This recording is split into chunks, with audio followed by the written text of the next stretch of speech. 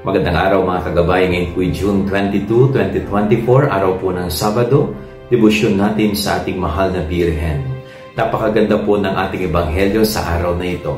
Ipinapaalala ng Panginoon na kapag tayo ay naglingkod sa Kanya, Siya ang bahala sa atin. If we will serve God, we will serve Him, He will take care of us. Napakaganda pong paalala nito.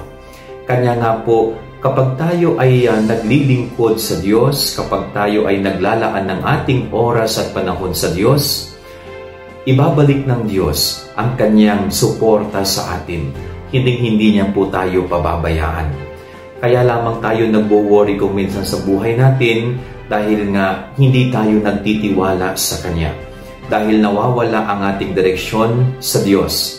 Pero ngayong araw na ito, pinapaalala ng Panginoon, no? Wala tayong dapat ipag-alala sa mangyayari sa atin bukas, sa anumang kakailanganin natin sa bukas. Dahil kapag tayo nagsimulang magtiwala sa Diyos, kapag tayo nagsimulang maglingkod sa Diyos, He will take care of us. No? Tayo ay aalagaan ng Diyos, hindi niya tayo pababayaan. Kaya alam po ninyo, pansinin niyo po, yung mga taong malapit sa Diyos, yung mga taong naglilingkod sa Diyos, wala silang ka-worry-worry sa buhay. Bakit? Dahil tiwala sila sa Diyos na hindi sila pababayaan. At ang Diyos ay nagiging tapat, hindi na sila pinababayaan. Yan ang ating gabay-aral ngayong maghapon. God bless po sa inyo lahat. Pagpalain kayo ng Panginoon.